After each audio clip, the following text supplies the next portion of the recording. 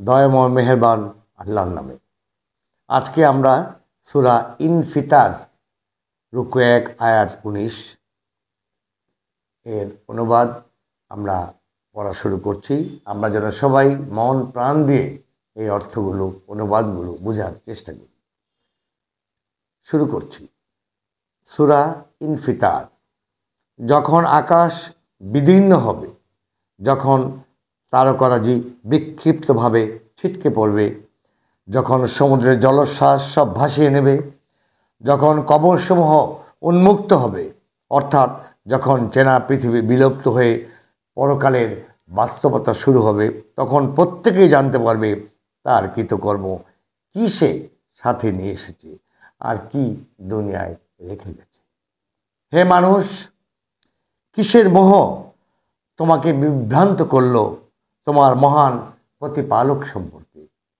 তিনি তোমাকে সুসামঞ্জস্যপূর্ণভাবে সৃষ্টি করেছেন, প্রয়োজনীয় যোগ্যতা ও গুণাবলীতে সমৃদ্ধ।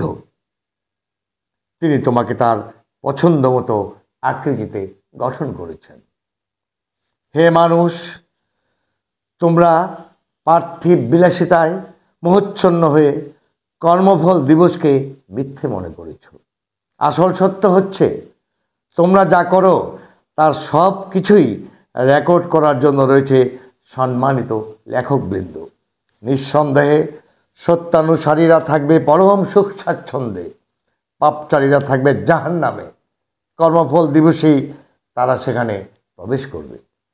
সেখানে অনুপস্থিত থাকার কোনো সুযোগ কারো থাকবে না।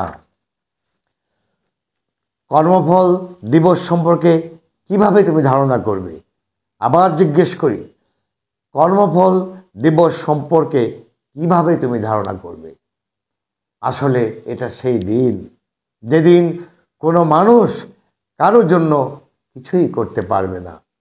সেদিন সার্বভৌম কর্তৃত্ব হবে শুধু মহান আল্লাহর।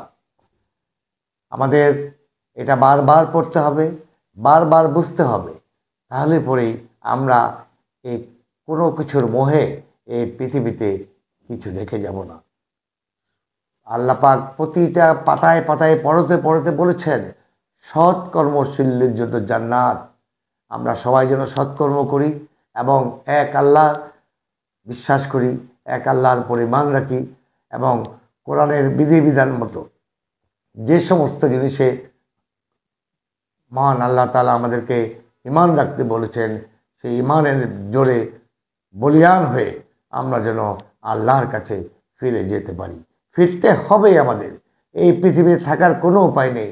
যেদিন কিয়ামত হবে, সব ধ্বংস হবে, আর আমরা আবার যেখান থেকে এসেছি সেই পরম করুণাময় আল্লাহর কাছে ফিরে যেতে হবে এবং কর্মফল দিবসে আমাদেরকে আল্লাহ পুরস্কৃত করবেন যদি আমরা সৎকর্মশীল হই। আসসালামু আলাইকুম রহমতুল্লাহ।